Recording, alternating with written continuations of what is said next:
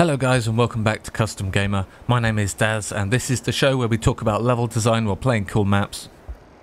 Today we're looking at a level by Jason Gimba called Bravado. It's one of the first single player map releases for Black Mesa, the Steam release. You will need the Steam release to play this. I'm not sure if it works on the mod version. You're more than welcome to try, but I haven't tried it myself. And it's nice to see custom mapping for Black Mesa start off with a bang like this. As you can see, it's a very high quality release, right up to the bar of the official Black Mesa maps, which is great to see so early on. And hopefully it sparks a long and productive cycle of new maps for the Black Mesa game, which is great for everyone indeed.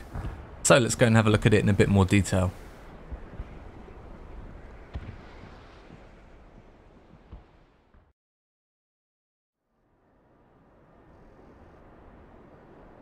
So this is by no means Jason Gimba's first rodeo. He is a veteran Half-Life 2 mapper with some very nice releases under his belt. The latest of which is Avenue Odessa for Half-Life 2, which is part of the City Streetsville mod over at runthingsshootlive.com. He's also got a number of standalone releases under his belt as well.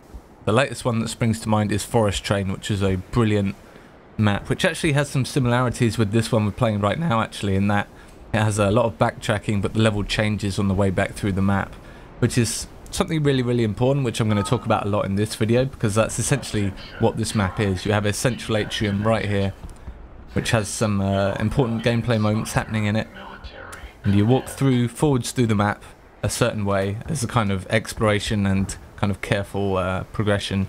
Then on the way back it's just all-out action as the helicopter gunship attacks you.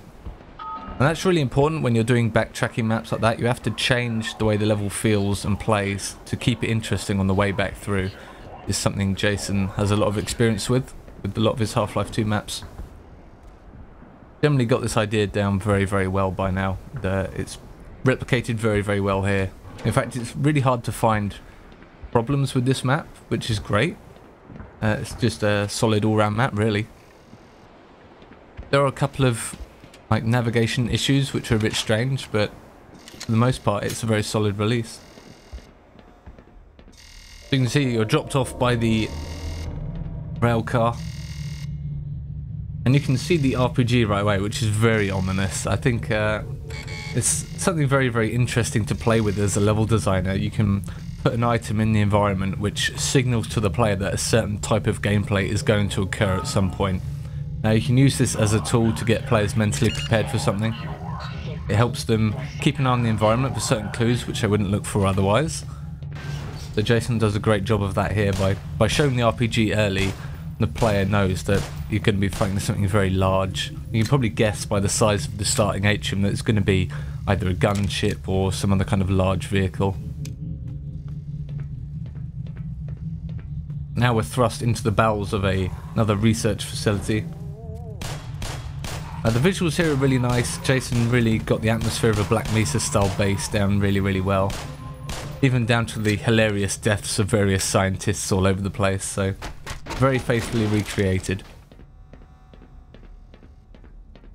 One thing that's definitely worth noting here is that the use of lighting to draw the player forwards through this environment is really well done.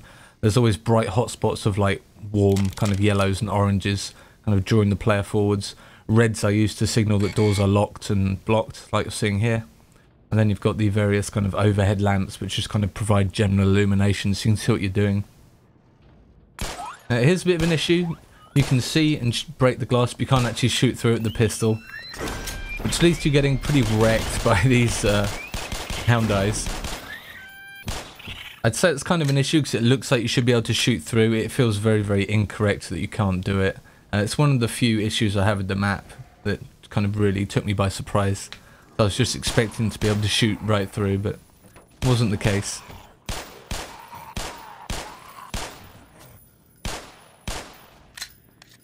This area feels very similar to the office complex section of, I guess, Half-Life and Black Mesa. In that you're kind of progressing from room to room. Things are fairly cramped, corridors are quite long, and enemies are always introduced in an interesting way. They're never just kind of sitting there waiting for you. There's always a teleporting in, or monsters breaking out of cupboards, or through vents and stuff like that. It's something very important to do, just to keep the gameplay interesting in environments which could be quite dull otherwise, because you're just kind of walking through little rooms with not much kind of puzzling or platforming or anything like that. So it's up to the level designer to keep things interesting by just making fun things happen in the environment. So rather than just walking through lots of small little rooms and just shooting enemies, there's something interesting happening in each room, which is really important to do. And a lot of the encounters are kind of player driven, so the enemies very rarely are looking directly at you. So you see he had a zombie eating a corpse in the corner that doesn't see you straight away. There's another encounter later on with a bull squid who's not looking at you, and it's up to you how you want to engage. It's kind of a mixture of that and then scripted enemies like you saw there with the head crabs earlier, breaking through the ceiling and stuff like that. So it's important to keep it mixing up, keep it interesting. And throughout all this office area, you're constantly seeing windows back out into the central atrium outside. So the map has this wonderful sense of place where you kind of understand how you're progressing around the environment and how it relates to other areas in the map, which is really important once you start fighting the gunship later on. You've got a set of red double doors here. Again, the visual language behind these doors is that you can only open them from the side with the crossbars on, which is exactly the same as how it works in Black Mesa and I think Half-Life as well. So it's a nice use of them to kind of gate the player, so you can't just walk straight through and ignore all the gameplay through those rooms we were just in. And then you can open it up for a shortcut back if you need to run back and get any health or armor or anything like that. Interestingly, that those doors close again and get locked once you activate the gunship, and it's to keep the player moving through the map and not get distracted through the bowels of the office complex which we came through at the start. I think there's a more elegant way of doing it because it's very jarring when you try and open that door and it's locked when you already opened it before. I think perhaps if the gunship shot something and that came down and blocked the door, it would feel a lot better. That's another thing I really don't like about the level. I understand why Jason does it, because it's to keep the flow going. You don't want the player to just get lost in the office complex again while you've got the gunship shooting at you. It kind of removes a lot of the tension. But yeah, I just think it could have been handled slightly better, just from a presentation point of view. But I'm getting ahead of myself, so we can go through the vent, grab the shotgun, and now we can activate the wall panel to activate the gunship.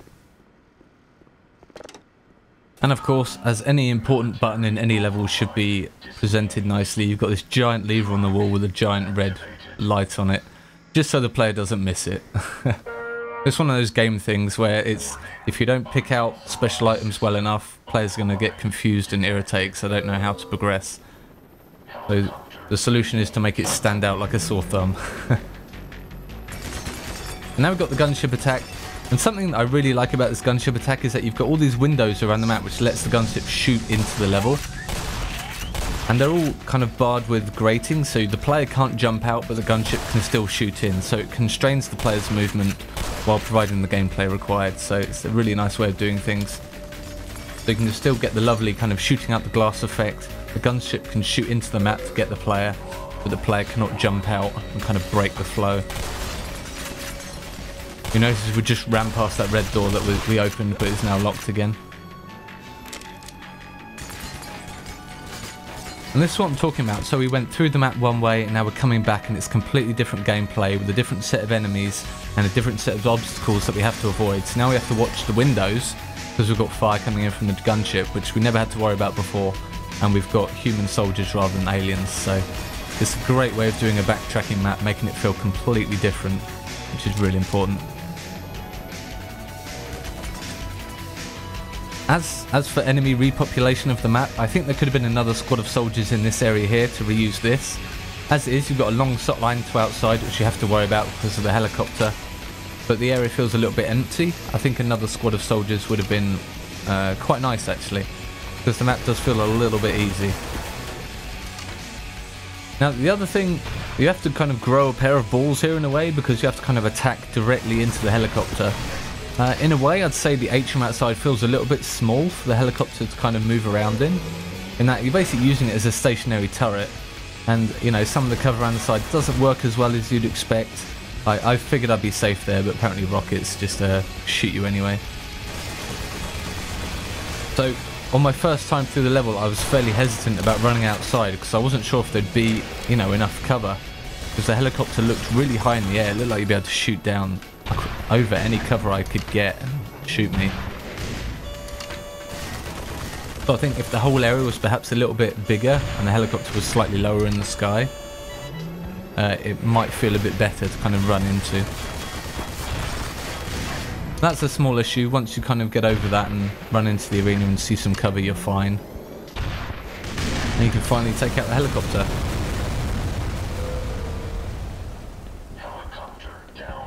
Another issue I kind of had is that I wasn't sure where the extra rocket ammo was. On my first playthrough, I was shooting rockets through the door at the very beginning, shooting the helicopter.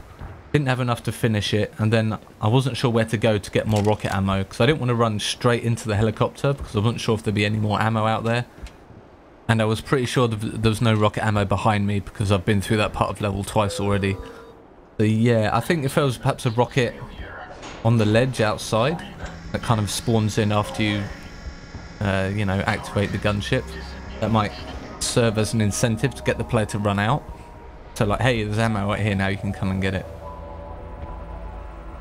Then we can jump back in the rail car and continue forwards.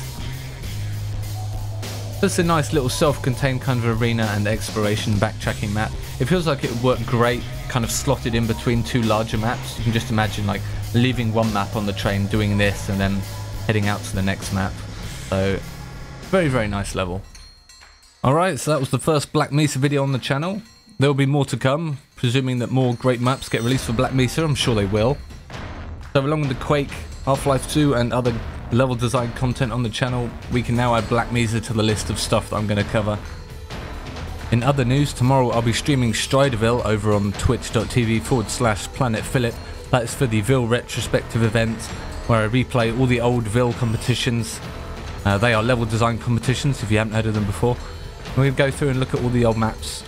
That is tomorrow at 1 PM UK. I'll see you later.